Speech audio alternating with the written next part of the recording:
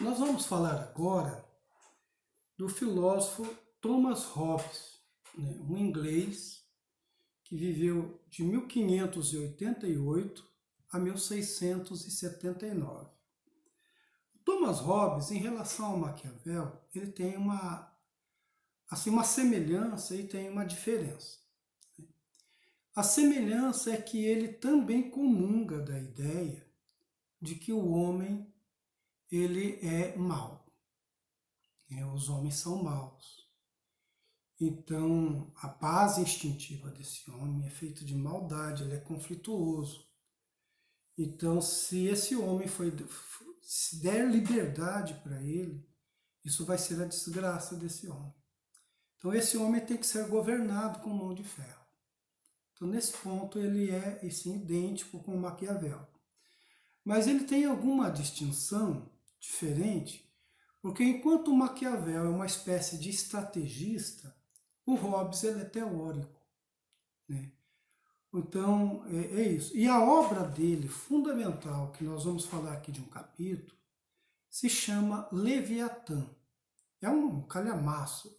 E, por sinal, eu não tenho ele aqui em casa, que eu acabei dando de presente a um professor, e essa obra está desfalcada aqui dessa coleção dos pensadores. E até hoje eu não consegui encontrar outra. Mas essa obra dele, assim, é um clássico da política, onde ele vai falar aí do poder de Deus, do poder do rei, do soberano, enfim, mas um poder assim absoluto. Então, o que é o Leviatã? O Leviatã é um monstro bíblico, ele tira lá da Bíblia esse nome. É um monstro bíblico, aquático, uma serpente assim monstruosa, que assim periodicamente saía do mar, vinha para o território e metia medo na população. O Hobbes vai dizer o seguinte, que o Estado ele tem que encarnar esse Leviatã. O Estado é o Leviatã. O Estado é alguém para meter medo também nos homens. Então, é tido como competente para produzir terror. Então, Hobbes vai comparar esse monstro ao Estado. Veja bem, começamos já aqui mal, Então, a gente fala hoje contra a ditadura. O Hobbes ele é a favor disso. E, assim, o Estado ele exerce esse poder. Se tiver que ser ditador, que seja. Certo? Então, mas agora, olha só, prestem bem atenção nisso aqui. O Hobbes, assim como também o Montesquieu, o Voltaire, o Rousseau, o John Locke, que são iluministas depois, que são contrários a ele, que são os propositores da democracia moderna, eles são chamados na filosofia como filósofos contratualistas. O que isso significa? Eles vão, assim, dizer o seguinte, olha, existe o indivíduo e existe a sociedade. Certo? Então, o indivíduo é aquele que celebra uma espécie de pacto social, de um contrato social. E no caso aqui da política e do governo, existe também um contrato. Então, eles vão fazer uma distinção entre dois estados. Tá? Tem o estado de natureza e o estado de contrato, onde vai existir a sociedade, a política, enfim. Então ele vai dizer o seguinte, olha, preste atenção nisso. Os homens são indivíduos, enquanto no estado de natureza. Assim, no estado da natureza, todo mundo nasce, é indivíduo, e esses homens têm uma maldade original, têm uma disposição perpétua para o conflito, normalmente os interesses são conflitantes, polarizam. Basta polarizar o interesse de dois por um objeto só, que ali vai começar o conflito. E esse homem, então, ele é lobo do homem. Uma expressão latina chamada homo hominis lupus. Significa o homem é lobo do homem. Ou seja, é um lobo comendo lobo. O homem é isso. E nós teríamos, então, nesse estado de natureza, onde o homem assim entra, e ele seria senhor mesmo de si, uma guerra de todos contra todos. Ou seja, é um estado de permanente guerra, porque os homens ali são movidos por seus interesses, não há ninguém para impor uma lei, numa espada pacificadora, esse homem vai viver um eterno conflito ali. Né? Vai valer aqui, ou seja, a lei do mais forte. Né? Já no estado de contrato, nós vamos ter uma outra situação. Os homens se obrigam a conviver entre si, então é uma sociedade, é a vida em sociedade, e nós vamos ter aqui então uma unificação de uma vontade dos homens, né, através de uma vontade férrea, que é a vontade do governante, é o príncipe Maquiavel. Então esse homem que ali é lobo do homem, ele vai ter aqui um apaziguamento feito por um ser absoluto. Então, em vez de termos muitos lobos, nós vamos ter aqui um único lobo que vai transformar todo o restante em ovelha. Então, nós vamos ter a pacificação dos conflitos. É isso que ele pensa aqui, né, desse homem. Agora, no estado de natureza, o homem é senhor, né? Ele é livre, ele é juiz de si mesmo. Porque lá ele é só um indivíduo, sozinho. Ninguém concorre com ele ali.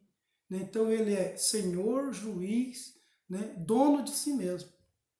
Só que ele está sozinho. Sozinho, ele é desprotegido. E ele é mau. Ele é mau e os outros homens também. Então, esse homem vai perceber que viver no estado de natureza, com essa realeza toda, com essa liberdade toda, não é um bom negócio. Então, racionalmente, ele chega à conclusão de que celebrar acordos dentro de uma sociedade e que algumas leis sejam respeitadas é o melhor negócio para ele. Então, ele vai se restringir, né, vai renunciar à sua liberdade em favor da segurança.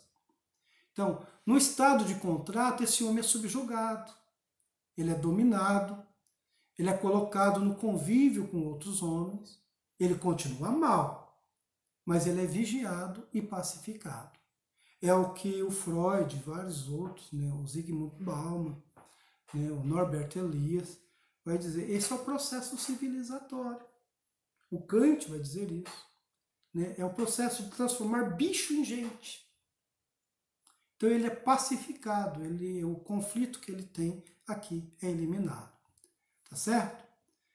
E aí é o seguinte, olha só. Essa é o que o Hobbes coloca. Eu queria que vocês lessem do Hobbes um texto pequeno, né? Talvez tenha 1 ou 2 páginas só. Esse texto é o capítulo 13 do Leviatã, que tem o seguinte título, inclusive está aí nos slides, e depois vocês procurem lá, eu gostaria que vocês lessem, né, esse capítulo, tá? Só esse, só. Tem bem assim, da condição natural da humanidade relativamente à sua felicidade e miséria. Vou repetir. Da condição natural da humanidade relativamente à sua felicidade e miséria. Por que eu escolhi esse texto? Porque aqui vai dar conta de uma antropologia filosófica do Hobbes. Como é que ele acha que o homem é. Tá certo? E aí, como Hobbes, diversos outros autores depois dele também pensam assim. Vou dar um exemplo de pessoas que pensam assim. Freud é hobbesiano.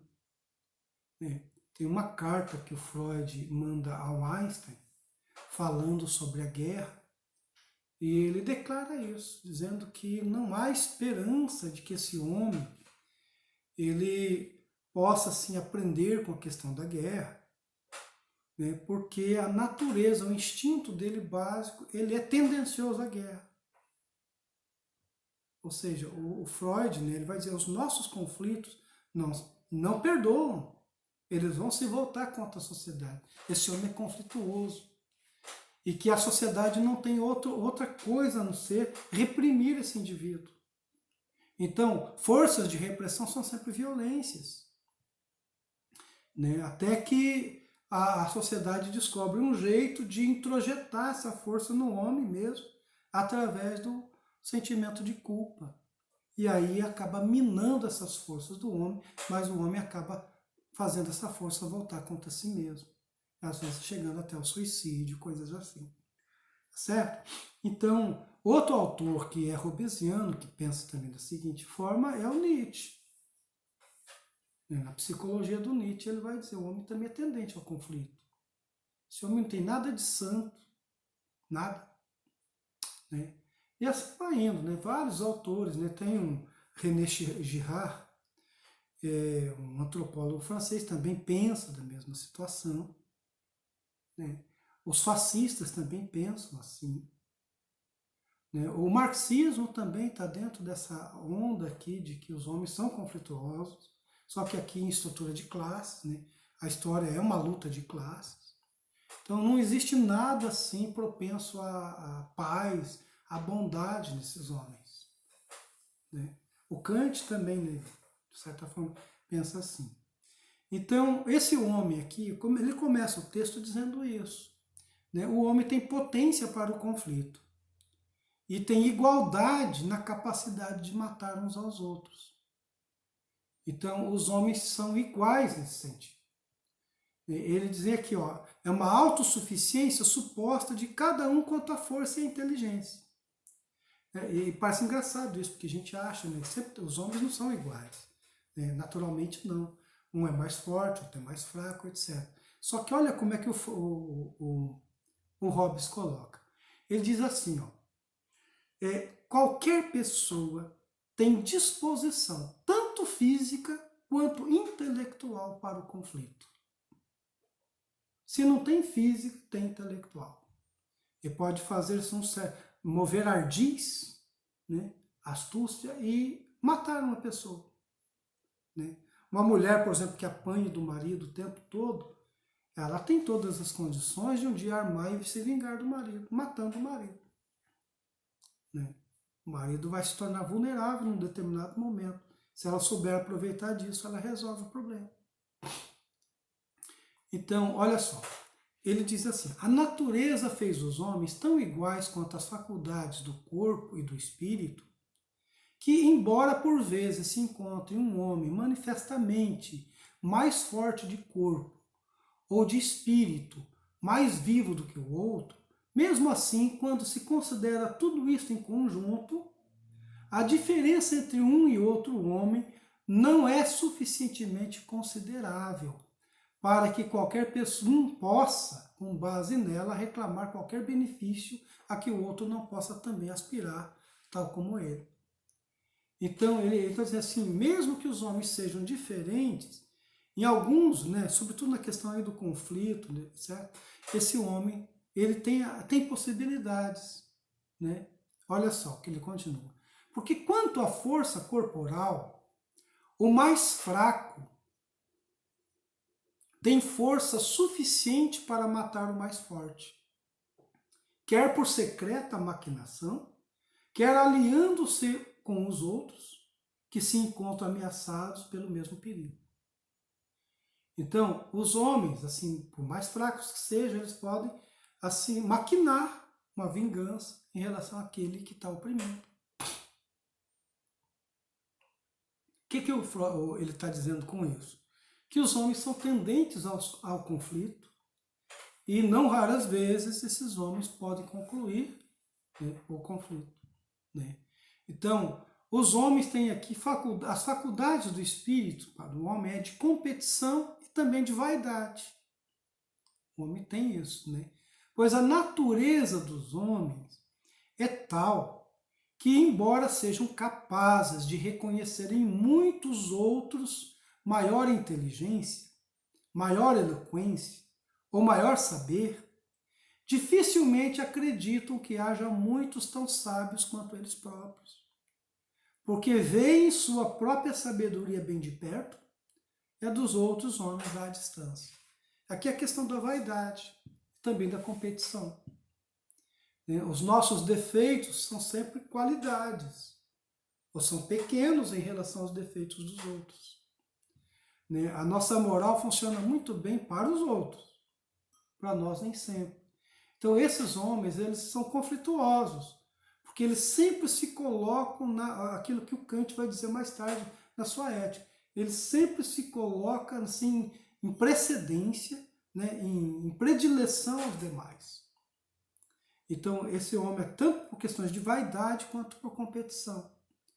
Né? Então, o Hobbes aqui está dizendo que existe uma igualdade. Então, o homem ele é competente no conflito.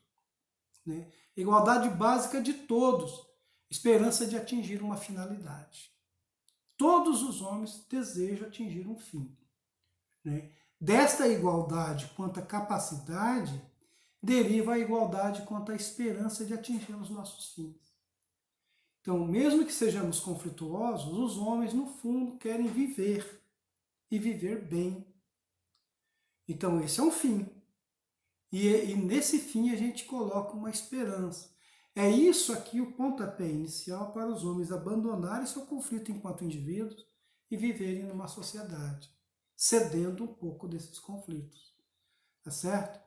Por exemplo, o conflito, então, está sempre na confluência de interesses, né?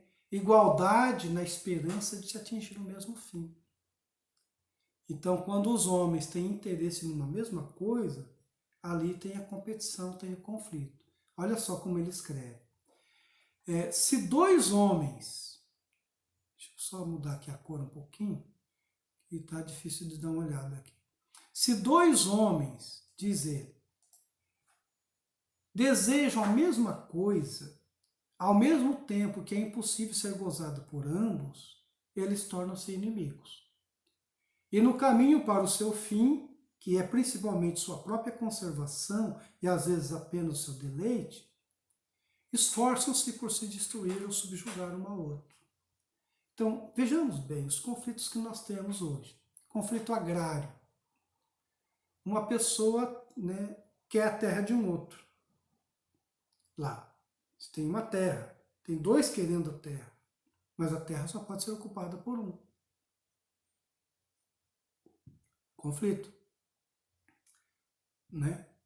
E pense, por exemplo, em dois homens que se apaixonam por uma mesma mulher. Ou, o contrário também, duas mulheres que se apaixonam pelo mesmo homem. Certo? E poderíamos até, assim, entrar na diversidade. Né? No caso dos gays, por exemplo, duas pessoas, dois homens que se apaixonam por um outro homem. Né? Duas mulheres que se apaixonam por outra mulher. As brigas são as mesmas. Os conflitos são os mesmos. Por quê? Porque não se dá para usufruir a coisa simultaneamente. Então aqui vai ter um conflito. Né?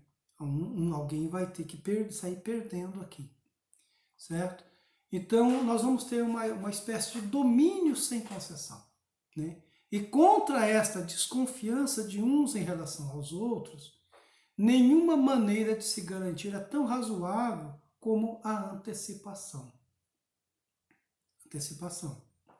Isto é, pela força ou pela astúcia, subjugar pessoas de todos os homens que puder, durante o tempo necessário para chegar ao momento em que não se veja qualquer outro poder suficientemente grande para ameaçá-lo. Está vendo aqui? O Hobbes está colocando como é que a natureza humana se comporta. Aqui, tanto a natureza assim de um indivíduo, quanto a natureza de alguns indivíduos reunidos em relação a outros, né? Entre sociedades também. Então, é uma questão de força, de astúcia, as pessoas têm que se antecipar, né? No sentido de subjugar umas às outras. Ou seja, em questões que se exigem o poder, alguém vai mandar e outro alguém vai ter que obedecer.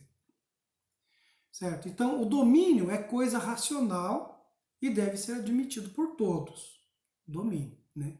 Consequentemente, esse aumento do domínio sobre os homens, sendo necessário a conservação de cada um, deve ser por todos admitido. Então, aqui no caso, esse homem que está aqui, ele tem que ceder, ele tem que imaginar como ideal ter um governo sobre si, alguém que os domine. Então essa pessoa é o Estado, é o governante, né? É o rei, né? O imperador, enfim. Né? E as pessoas têm que olhar dessa forma. Mas só que ele diz o seguinte, o Hobbes, né? Que os homens não têm assim muito prazer na companhia uns dos outros. Mais tarde o Freud repete isso aqui também. A gente não gosta de todos os homens. A gente pode ter um amor à humanidade, mas isso é abstrato. As pessoas que convivem com a gente dia a dia, a gente não ama todos. A gente ama alguns. Alguns mais, alguns menos. E outros simplesmente a gente odeia às vezes. Né? Então, os homens têm prazer e desprazer na companhia uns dos outros. Certo? Por um lado, os homens não tiram prazer algum da companhia de outros homens. E sim, pelo contrário, um enorme desprazer, quando não existe um poder capaz de manter a todos o respeito. Então, por exemplo, nós temos racistas hoje no mundo. O racista é aquele que se sente ameaçado por alguém que é diferente. O racismo, o sexismo, enfim. Então, no caso, por exemplo, questões de gênero, assim, a heterossexualidade se sente ameaçada pela homossexualidade. Não é uma coisa muito simples, a questão da sexualidade humana. Então, normalmente, as pessoas se sentem ameaçadas. O resultado é pregar que aquelas pessoas sejam eliminadas, sejam perseguidas, não tenham o direito de existir, de viver, não tenham o direito à cidadania. Então, ele vai dizer, é um enorme desprazer quando não existe um poder capaz de manter a todos o respeito. Então, um racista ele pode ser racista e ser comedido, porque ele tem uma lei que pode levá-lo à cadeia, então ele vai manter o respeito, não vai desrespeitar ninguém, não vai atacar um gay que esteja na esquina, um travesti, porque sabe que isso aqui não pode mais, a lei não dá respaldo para isso. Então essa é a presença do Estado. Então o valor que se espera do outro e nem sempre vem na medida do respeito e concórdia. Então nós desejamos que as pessoas nos respeitem, esperamos que isso seja reconhecido. Nem sempre vem na medida que a gente pede. Porque cada um pretende que o seu companheiro lhe atribua o mesmo valor que ele atribui a si próprio. Então, aqui é uma fonte de conflito. E na presença de todos os sinais de desprezo e de subestimação, naturalmente se esforça por arrancar de seus contendores a atribuição de maior valor, causando-lhes dano e dos outros também através do exemplo. Então, o que ele está fazendo aqui é que os outros tenham admiração por ele. E assim, ele exige que os outros tenham respeito por ele, reconheçam o seu valor. Então, de uma forma ou de outra, ele vai ter que conseguir isso aqui, mesmo que seja às vezes através do dano. Certo? Por exemplo, uma autoridade que não tenha mais autoridade. Quando as autoridades estão em crise, normalmente elas se tornam tirânicas, porque elas querem por tudo, até pelo meio da violência, que a pessoa continue reconhecendo que ela é superior. É o momento em que ela deixa de ser superior, na verdade. Então, aí ele vai dizer o seguinte, atenção nesse ponto. Ele diz o seguinte, as discórdias entre os homens normalmente têm 3 fontes. 3 causas. 3 causas da discórdia entre os homens. A primeira é a competição. E a segunda é a desconfiança. E a terceira é a glória. Competição, desconfiança e glória. Tá? Dá uma olhada depois nisso. A primeira, que é a competição, leva os homens a atacar uns aos outros, tendo em vista o lucro. Então, na competição capitalista, que já é época aqui, quando o Hobbes escreve, estamos dentro do capitalismo. No capitalismo é competição, então os homens atacam uns aos outros pensando no lucro. A segunda né, que a desconfiança visa a segurança. Os homens entram em conflito uns aos outros, visando a segurança. E a terceira, que é a glória, né, que é a glória, né, os homens guerreiam pensando na boa reputação, visando a reputação. Essas são as três fontes aí de conflitos entre os homens. Na competição, os primeiros usam a violência para se tornarem senhores das pessoas, mulheres, filhos e rebanhos dos outros. Então é a época da colonização, onde aqueles que têm mais armas, mais poderio militar, tomam as terras dos outros. Como foi o caso da colonização no Brasil, na África, né, na América Latina. Certo? Então toma dos outros. Né? A desconfiança é, no caso aqui, para defendê-los. Né? Então aqui, os segundos, né, que é a questão da desconfiança, fazem uso de armas para defender. Então é um princípio de guerra. E aquele que pensa na glória própria, quer dizer, ou seja, vaidade, né, acaba às vezes por ninharias, né, provocando assim questões de conflito sérias. Né? Então ele escreve assim, ó, e os terceiros por ninharias, como uma palavra, um sorriso, uma diferença de opinião e qualquer outro sinal de desprezo que seja diretamente dirigido às suas pessoas, quer indiretamente a seus parentes, seus amigos, sua nação, sua profissão ou seu nome. Então aqui é onde a gente entra com a questão do fanatismo. As pessoas são vaidosas, né, pensando na sua glória. Então não aceitam nenhum desapreço, né, nenhum assim, uma pontinha de sarro que se tire, né, de alguma coisa que ela fez, às vezes nenhuma piada. Isso pode causar até, levar as pessoas até a vias de fato. Tem gente que não admite, por exemplo, que se fale mal do seu time. Outros não admitem que se fale mal do seu candidato. Né? Então, é assim, é o pontapé do fanatismo. Né? Então, repetindo aqui, ele diz, olha, são a competição, a desconfiança e a glória. São as três causas de discórdia entre os homens. E aí ele diz o seguinte, ó, o perigo de se viver sem um poder que obrigue a todos à concórdia e ao respeito. Isso leva todo mundo, né, a um contexto de guerra de todos contra todos.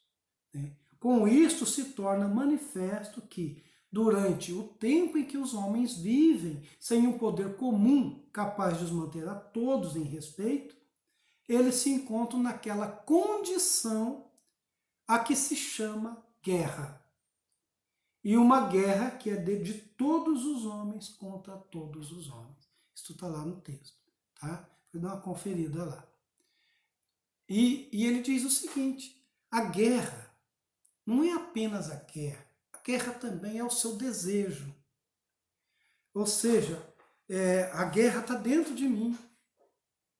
Né? Pois a guerra não consiste apenas na batalha, diz, ou no ato de lutar, mas naquele lapso de tempo durante o qual a vontade de travar a batalha é suficientemente conhecida. Então, a guerra não é só a batalha, mas é também aquele desejo que vai maturando dentro, né, que vai evolumando até que se torne ação depois. Então, a vontade de travar batalha também tem que entrar aqui, que são os nossos instintos. Né? Aliás, tem um livro muito bonito do Bertrand Russell, né, intitulado Por que os homens vão à guerra? Né? Que é mais ou menos isso aqui, certo?